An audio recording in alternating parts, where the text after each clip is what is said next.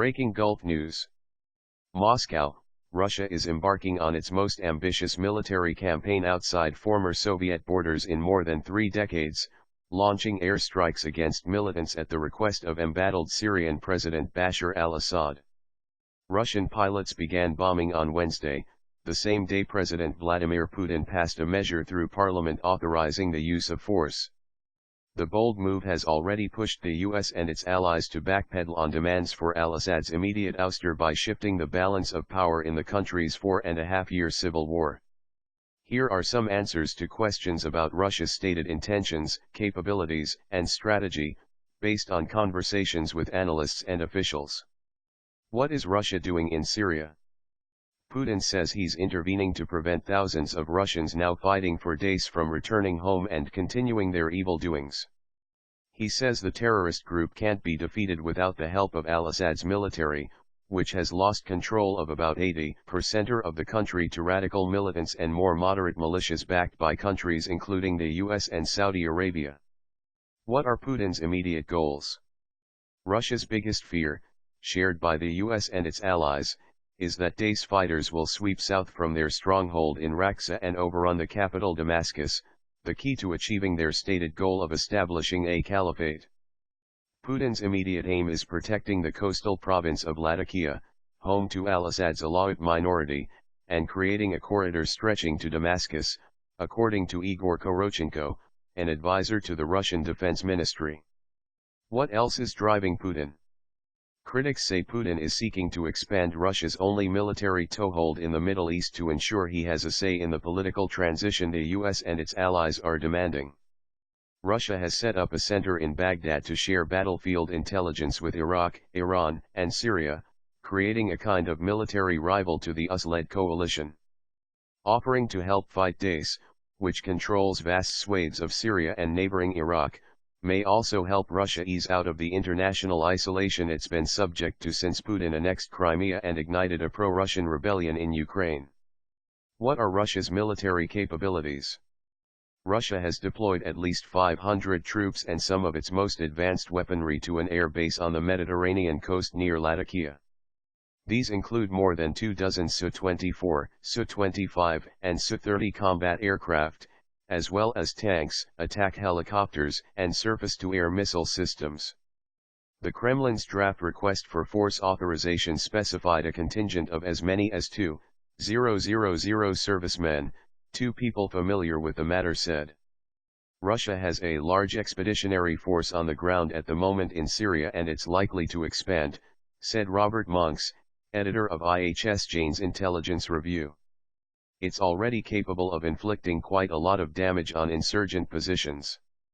Where will Russia bomb? Russian strikes will be aimed at helping al-Assad to defend core areas and relieve strategic besieged locations, such as bases in Deir al-Zur, Quiris, and Palmyra in the eastern, northern and central parts of the country.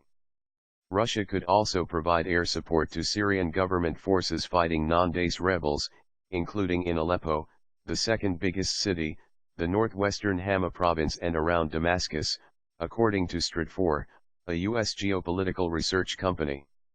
In announcing the start of combat operations on Wednesday, the Defense Ministry in Moscow said it struck 8 Daesh formations, though the US and France said the targets didn't appear to be related to the terrorist group. Syria's ambassador to Russia, Riyad Haddad, said the initial Russian attacks occurred in the western Homs province, as well as in the Hama region. How will the US and its allies respond? U.S. Defense Secretary Ashton Carter warned last week that Russia's military operation in Syria could pour gasoline on the conflict rather than lead to the defeat of Daesh. Saudi Foreign Minister Adel al-Jubair said Tuesday that if his country was not successful in securing the ouster of al-Assad, its support for rebels fighting the Syrian leader would intensify. Some of the advanced weaponry Russia has deployed goes beyond what is needed to fight Daesh, suggesting Putin's priority is to protect al-Assad, U.S. Air Force General Philip Breedlove, NATO's Supreme Commander for Europe, said Tuesday.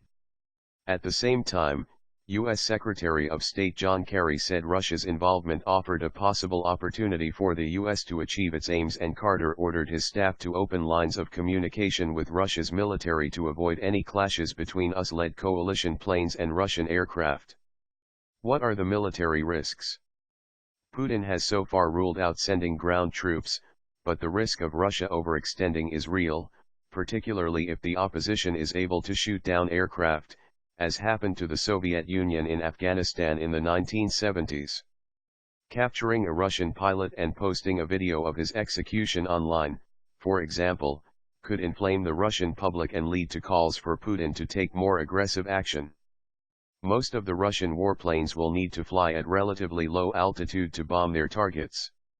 Russian special forces will also likely be embedded in Syrian military units to act as advisors, making them vulnerable to capture as well.